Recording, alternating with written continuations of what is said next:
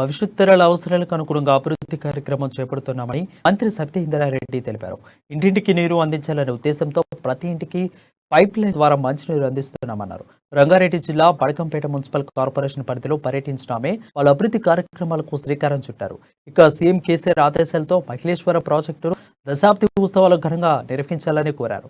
ఈ సందర్భంగా మేయర్ పారిజాత నర్మారెడ్డి మాట్లాడుతూ మున్సిపల్ బడ్జెట్లో అభివృద్ధి పనులు చేస్తున్న కనీసం 5 నిమిషాలు టైం కేటాయే సమయంలో మంత్రికి లేదని ఆమె ఆరోపించారు. మేయర్ వచ్చేలోపు కొబ్బరికాయలు కొట్టి పర్ణాలు గుంజేస్తున్నారని దుయ్యబట్టారు.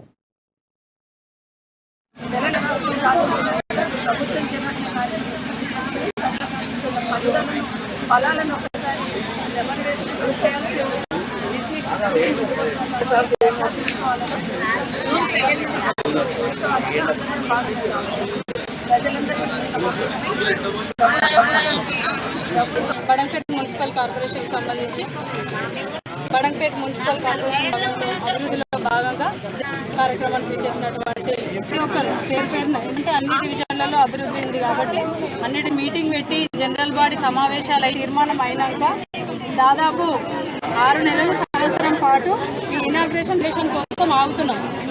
ఎందుకంటే పబ్లిక్ వసతులను దృష్టిలో పెట్టుకొని 1 ఇయర్